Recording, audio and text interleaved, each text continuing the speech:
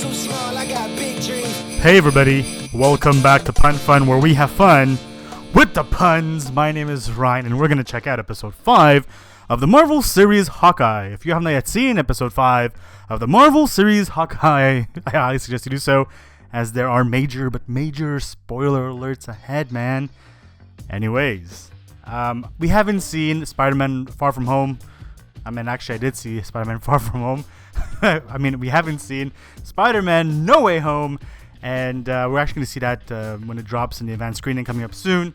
And so there's no spoilers in this video. I'm not even going to consider anything that we've kind of seen in the MCU or the trailers that we've seen, just so it doesn't spoil you in any way. So there's no spoilers for that.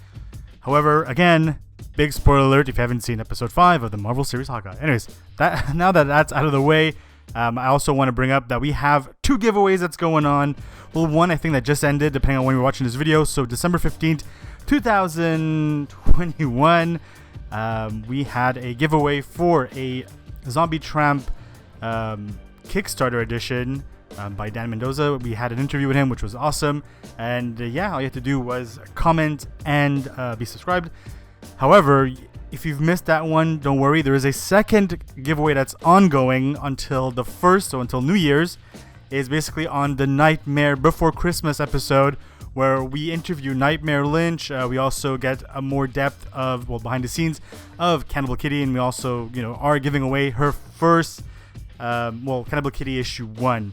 So you definitely want to get that. I mean, they were limited when they came out. You can't get them anymore from that, cover and everything else.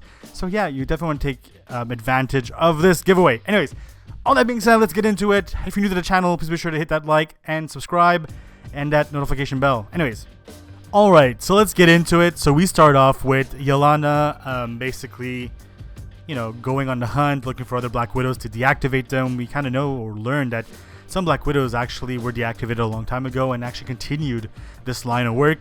And that's kind of what inspired her actually to continue once she was deactivated, if you will, to become a assassin for hire or a Black Widow for hire. And yeah, I mean, to see her get, dusted and then come back, on the same spot. Obviously, we've seen different, iterations, but it really was like a split second that she was gone and then back, which was insane because of, the time lapse, of course, between then and now.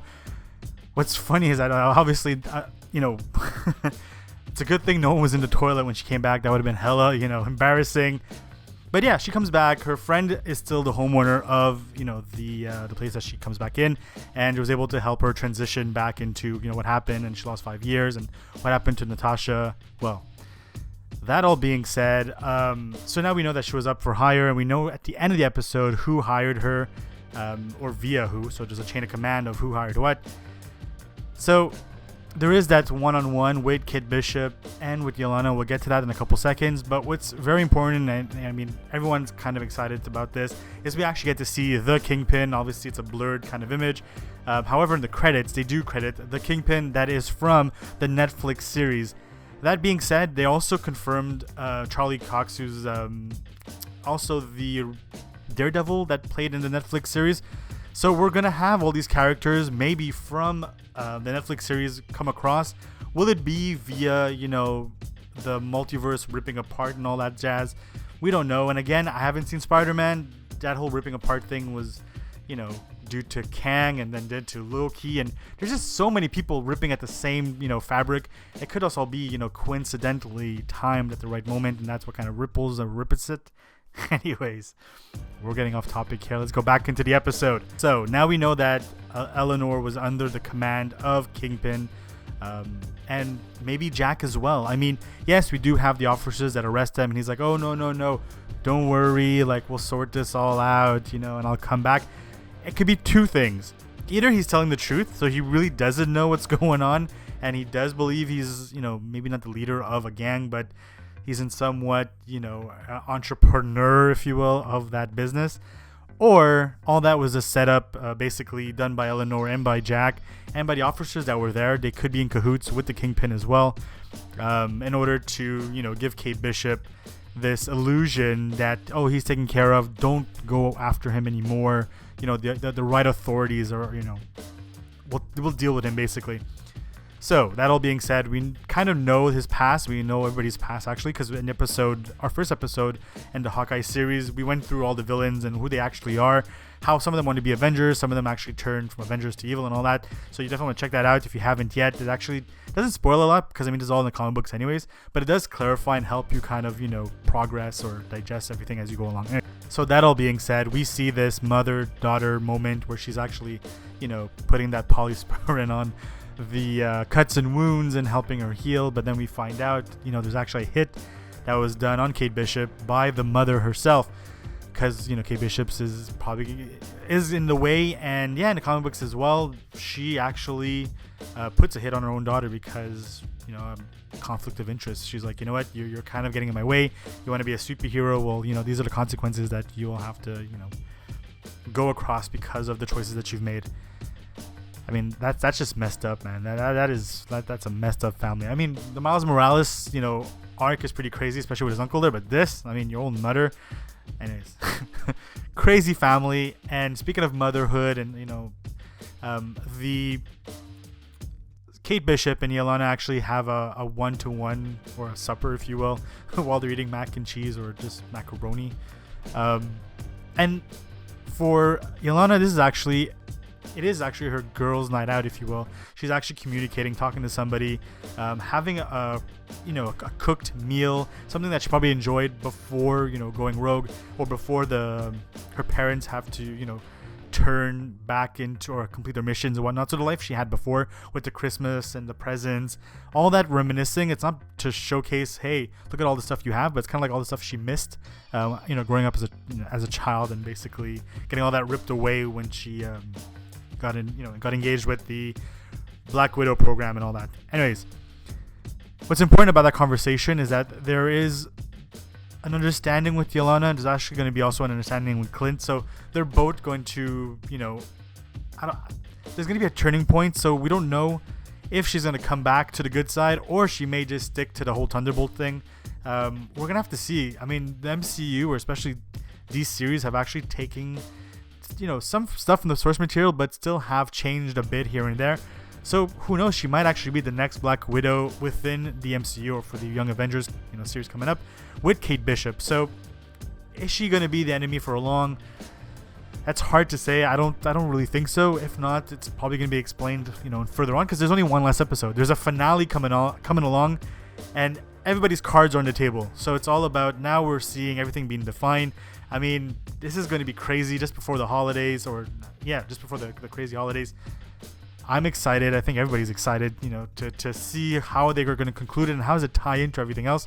We are seeing a lot of moments, especially back to 2012.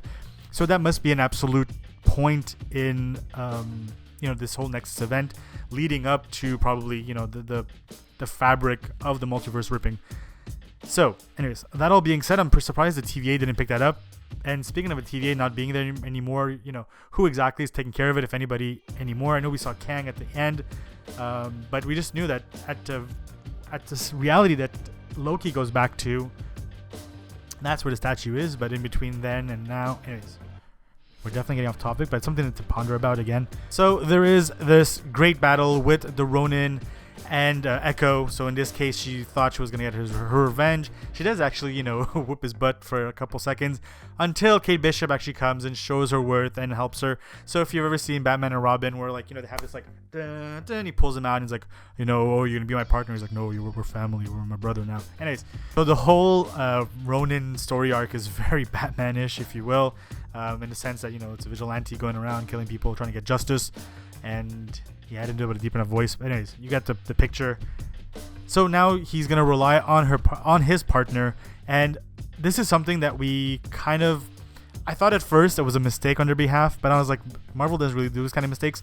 So sometimes when you see the Hawkeye and you see the target, you'll see no arrows being shot at it. Sometimes you'll see the 2 arrows being shot at it. This is going to be something that's going to be important going along. I mean, obviously we're going to see the boomerang arrow at the very end. That is, like, without a doubt, that is going to be like the saving grace, if you will, or the Hail Mary. But yeah, I mean, episode 1, 3, and 5 didn't have the 2 arrows. However, the 2, 4, and probably the finale will have the 2 arrows. I think that's where we're going to focus more on their story. So the story between Kate Bishop end of Hawkeye, or the passing of the torch. And again, it's because it's a finale, we're going to see maybe that exact thing where he's like, you know what, I'm fed up, I'm done.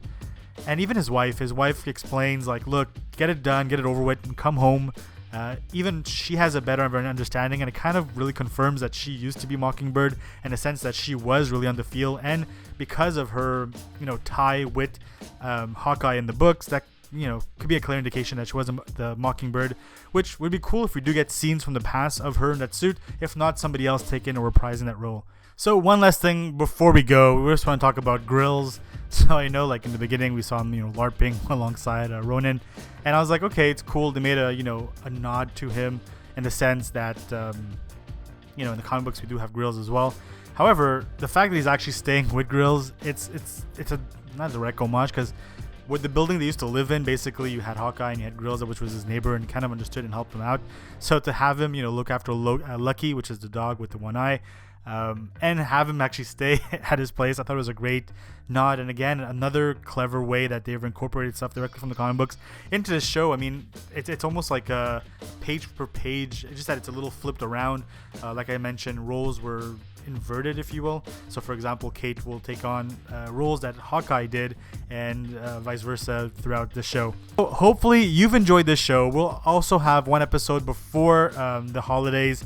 We're actually gonna have many episodes throughout the holidays, but there's gonna be an episode checking out the finale, and I hope you guys are excited as much as I am. I hope they actually open up the door to show the other characters within the Netflix series that was part of Marvel's properties, and also everything we know about the MCU as well, tied in.